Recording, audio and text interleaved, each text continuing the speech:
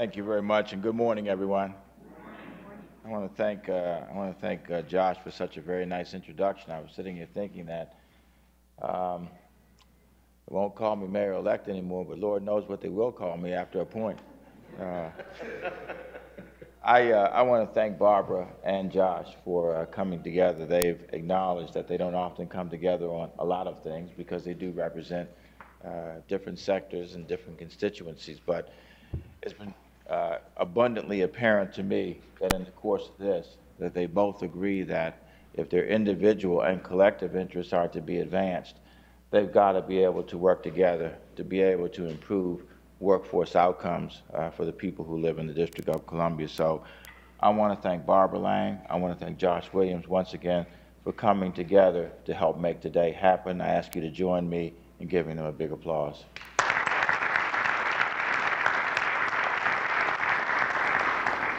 I also want to thank Steve Fuller, who joined us today.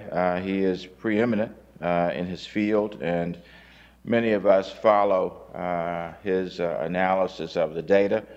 And frankly, as you listened today, it was pretty apparent that there are some things that are encouraging in this region around job creation, but there are other associated challenges with that. So, Steve, I want to thank you again for being here with us and for your continuing work in this region and your continuing support for our efforts to grow the District of Columbia.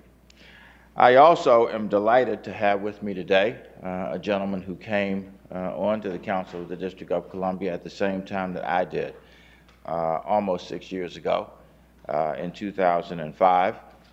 We were elected at the same time, me to a position in the Ward 7, representing Ward 7, and him as an at-large member.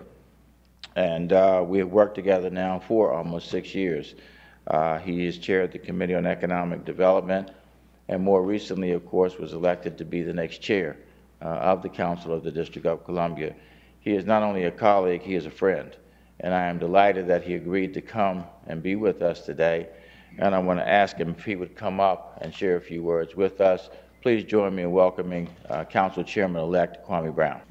Again, I want to thank Kwame for being here today, and I think this is symbolic of what we both intend to be a close working relationship over the next 4 years as we try to move the city forward. So, Kwame, again, thank you very much for being here. I also, again, want to thank each of you for coming this morning to engage in this discussion. We've tried to bring together a variety of sectors to focus on these issues, of course, including hospitality, retail, higher education, nonprofit, the media and entertainment, construction, healthcare, and of course the federal government, which continues to be the largest employer in the District of Columbia, and for that matter, I think in the region. We have a great deal of talent in this room today, and I don't have any doubt that the answers lie in this room to help us figure out how to address what is a job crisis for us here in the city. Again, it was encouraging to hear Steve Fuller talk about the fact that there are some opportunities that are available to us, but apparently a wide gulf between those opportunities and the people, in fact, who are looking for jobs. I think most people know that we have an enormous budget problem in the District of Columbia. Some of it certainly born of the economy in the District of Columbia, and the fact that we have such a large percentage of our residents who really are not working and probably don't qualify for many jobs. We had our council met last week. We took action to bring our budget into balance for the current fiscal year, a $188 million swing.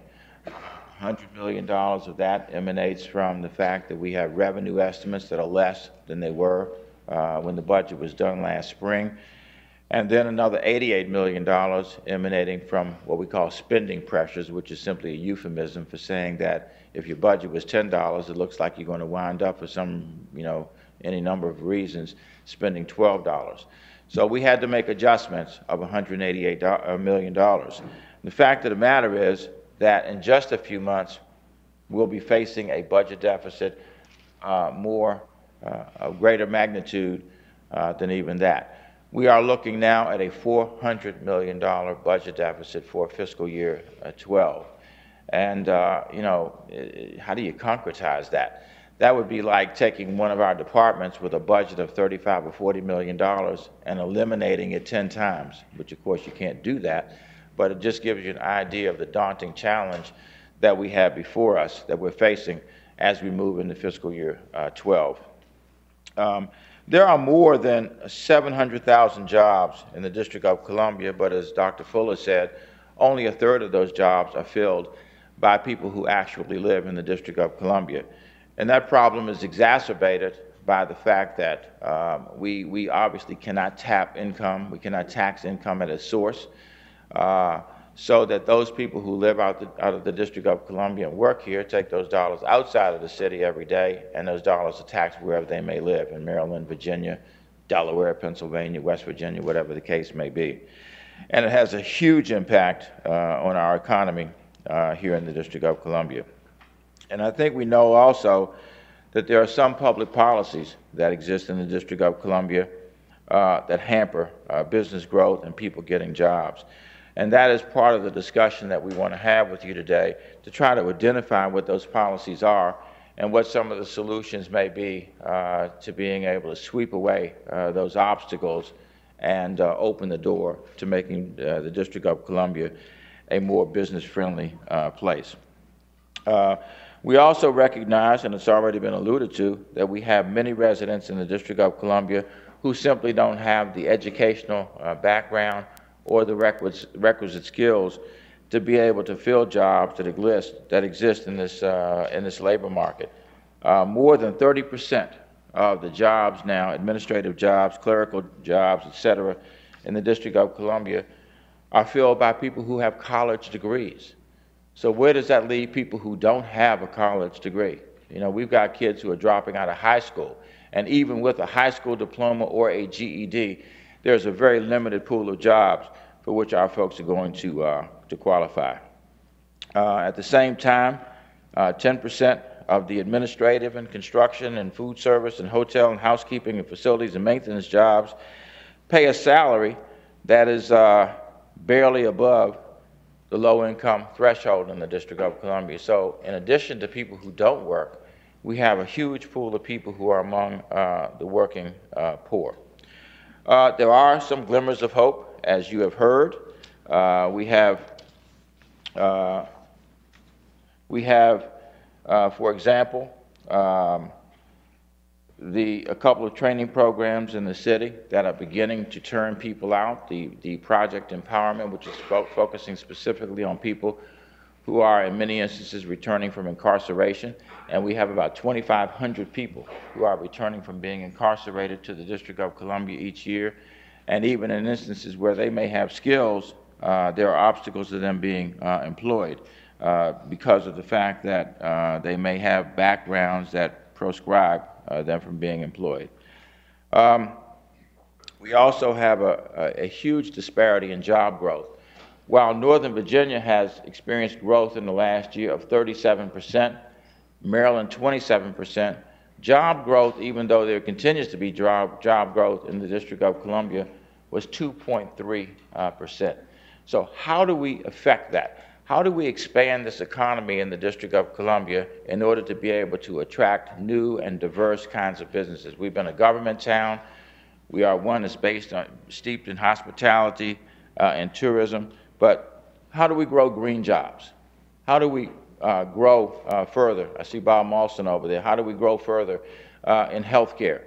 How do we grow and how does higher education reach out to help us prepare people? And also, it's one of the biggest employers in the District of Columbia. How do we create opportunities there as well? We also have the Housing Authority, which has done a good job of getting its contractors to be able to hire people who live in public housing, and we'd like to see that emulated across the District of Columbia.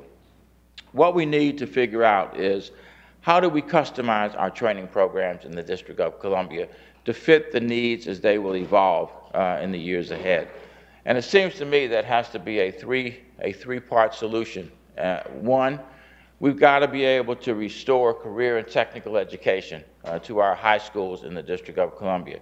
There was a time, and many of us will remember this, when we had 7 vocational schools in the city.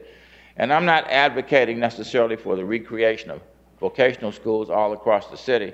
As Kwame said, we have renovated Phelps at a cost of $70 million, and it is an absolutely sterling, outstanding facility. But why can't we have elements of career and technical education in every one of our high schools so that a young person who goes to a particular high school will have a comprehensive curriculum available to him or her? Secondly, we've got to have a Department of Employment Services that takes the lead on preparing people for jobs in the District of Columbia and is looked to as the go-to agency on getting people off of unemployment and into employed positions. We should not have a Department of Employment Services that is known substantially as the place where you go to apply for unemployment. It should be the place where you go to get a job. And thirdly, I'm glad that Dr. Guevara is here today because we have in the last 16, 17 months created a new community college in the District of Columbia.